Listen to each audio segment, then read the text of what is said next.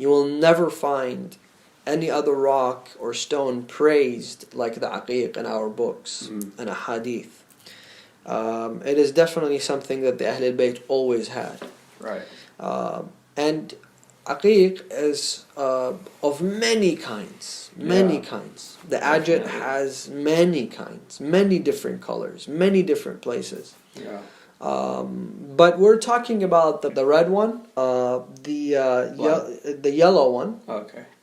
and the white one. Okay. So the white one, it's very rare. It's not easy to find. Yeah, it's pretty awesome. Well, just putting it out there that it exists, yeah, it's really nice. And then you have the yellow one that is very yellow. Yeah. Or yellow towards a little bit of red. That's Sharaf al-Shams. And that's called Sharaf al-Shams. Right. But it's Aqiq. Right, but right. because of the color that obviously resembles, the sun, they call it Sharaf al-Shams. Right. And then you have the Aqiq that is red. Right. Now, the best place to acquire Aqiq from, and the hadith that talk about the Aqiq, it talks about the Aqiq that is from Yemen, al-Aqiq al-Yamani. Right. Many ahadith, many beautiful ahadith and narrations speak about the aqiq that comes out of Yemen. One of them is the one that says, Allah put this message, his message, which is the belief in the oneness of Allah, Tawheed, right. the prophethood of all the prophets, and their message, and the prophethood of Rasulullah sallallahu alaihi wasallam, and the wilayah of Amir al-Mu'mineen and the Imams after him. This is the complete message, right? He offered this to all his existence, all his creation. Right. And amongst the creation that hastened in accepting this was the mountain of the Agate in Yemen. Jabal al-Aqiq in Yemen. And that is why it's praised. That is why it's loved. Now, this could be. I haven't really seen the chain of narrators, or I haven't really seen how authentic this hadith may be. But it's a hadith that it's mentioned, for example, in the book of Shaykh al-Saduq, Thawab al-A'mal. Wow. It's a very popular book. Basically, we have a hadith from Imam Reza that says ينفي الفقر. It removes poverty. We have another one that says ينفي النفاق, again from Imam al-Rida, that it removes hypocrisy. Hypocritical traits will be removed if you have the Aqiq.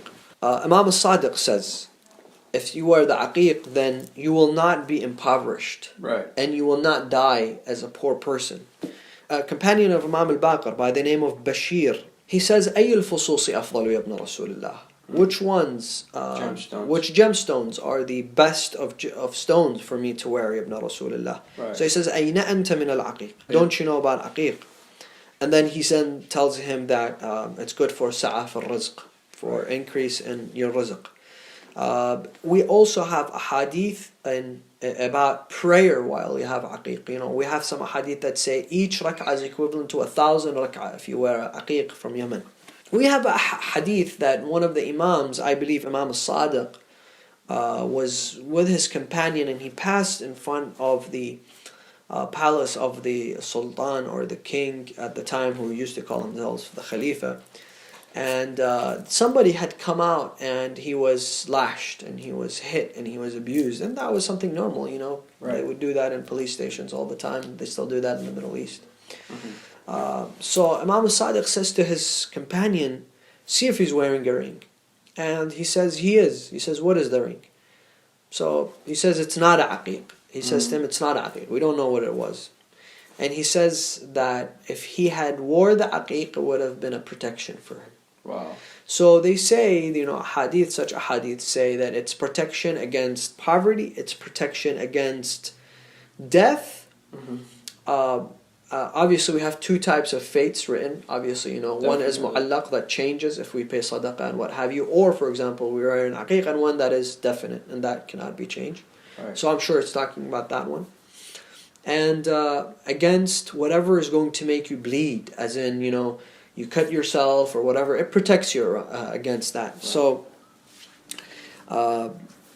again, those aren't al-illa tamma, an absolute reason. You know, it's possible that you wore a aqiq and you cut yourself, or something bad happens, God forbid. But I'm sure it had protected you many times prior to that. Al-isra' biqada' al-hawa'ij.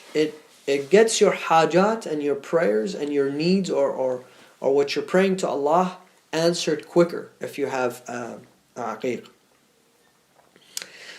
We also have a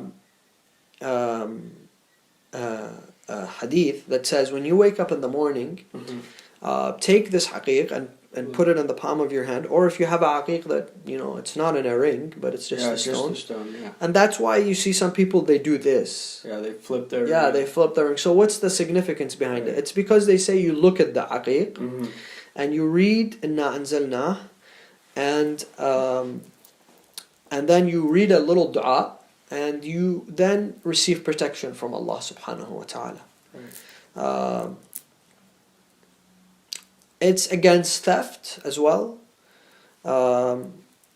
And obviously, it's a very recommended stone worn by all the ma'sumin and all the by Rasulullah sallallahu alayhi wa sallam. Imam Ali was asked by Rasulullah when he was in Yemen, what do you want me to bring for you? And Rasulullah said to him, several horses. He had asked them, Rasulullah, so he said to him, I want this horse, because the Arabian horses there were also very special.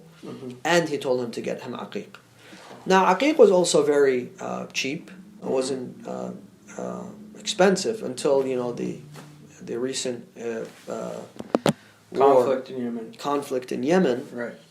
And obviously Yemeni merchants can no longer get the aqiq out.